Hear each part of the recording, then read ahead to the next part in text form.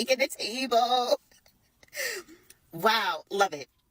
I was on the panel, got a chance to talk to Afro Elite, who hosted the live, and I got a chance to be on the panel and talk to Tariq Nasheed, and really learned a lot of things yesterday. It was great. Welcome, Tariq, to TikTok.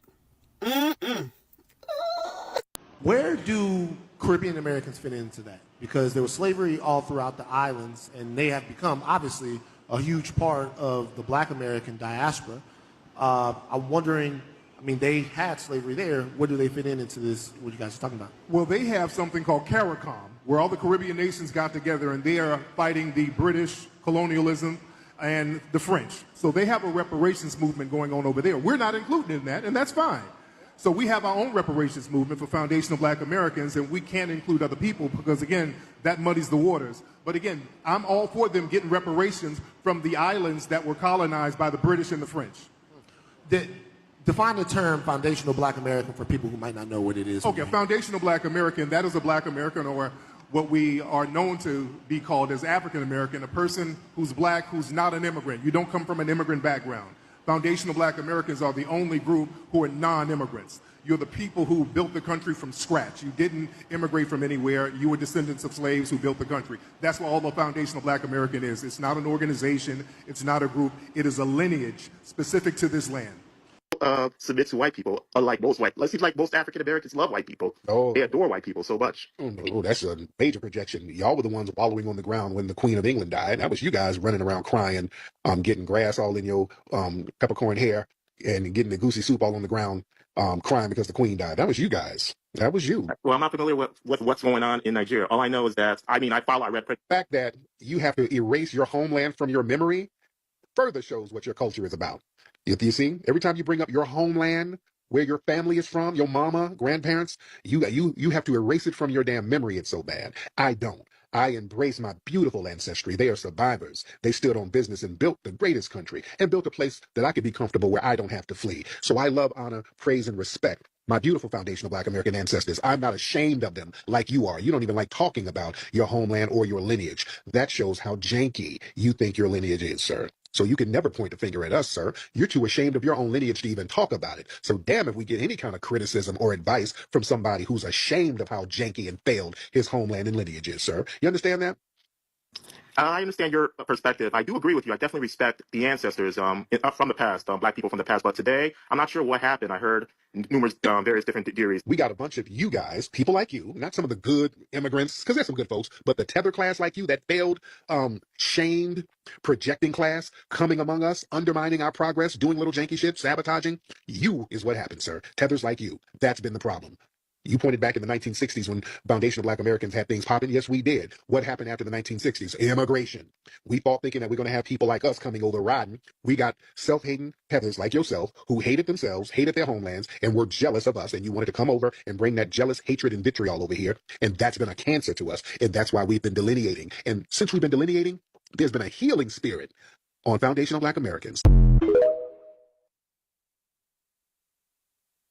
Tariq Nasheed's presence on TikTok has caused so much stir. It's like unbelievable.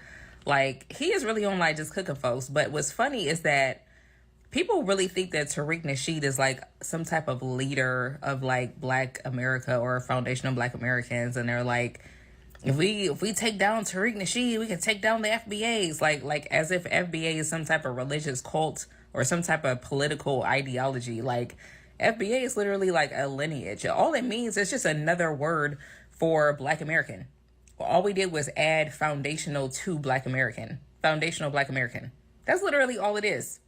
It's the same thing as being Solon. It's just another word for the same thing.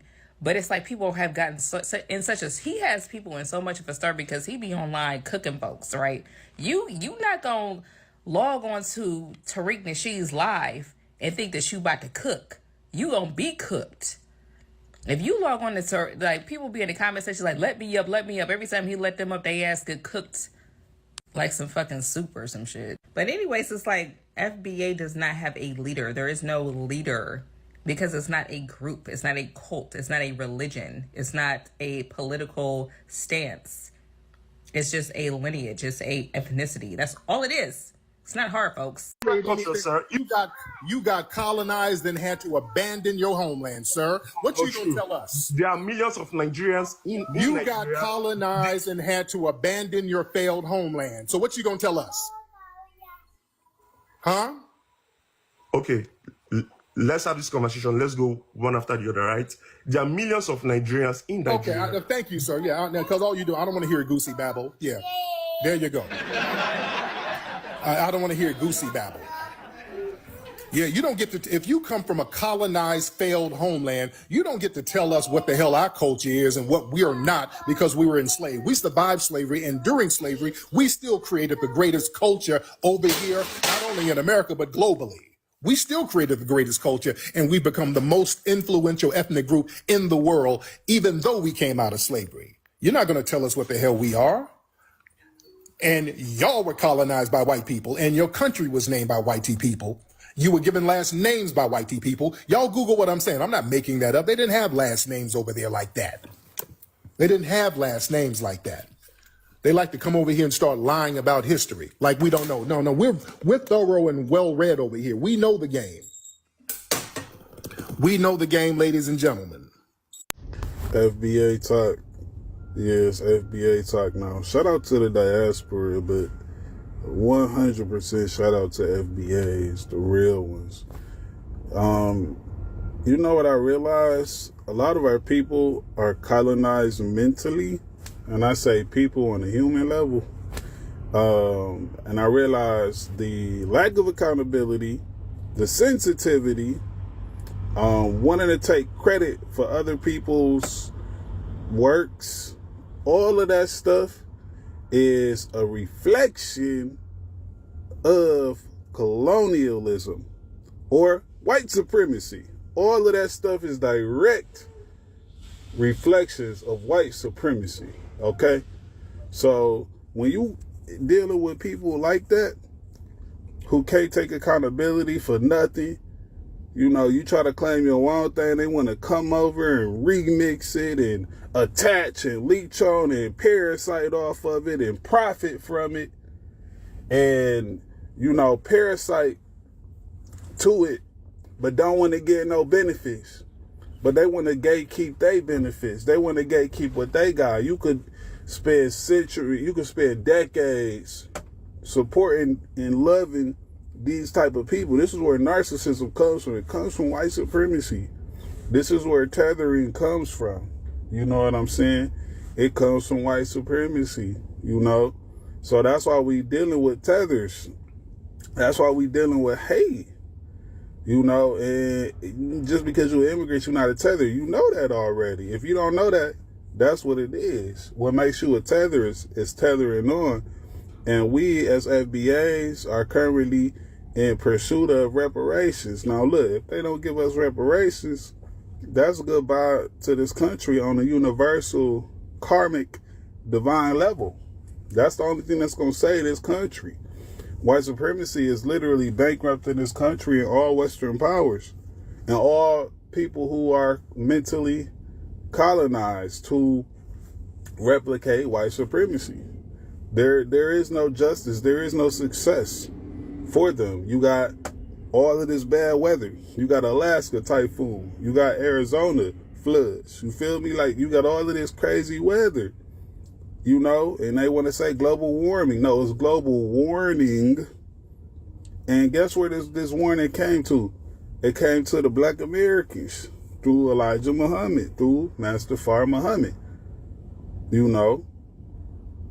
So, you know, that came to us, you know what I'm saying? That divine intervention, that came to us, Detroit, Michigan. You know what I'm saying? Motorized vehicles, even just circulating around the world. Them was hands built, you know, foundational Black Americans was building them cars.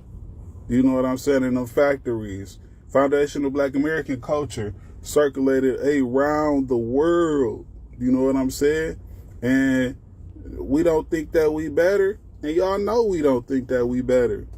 But better is better. And you know what I'm saying? But we don't think that. We don't feel like that. We just want peace. We was the main ones talking about Africa You know what I'm saying? And showing love and support to Africa and all of that. But, you know what I'm saying? Nowadays, we realizing it's a lot of slick talk. It's a lot of hate.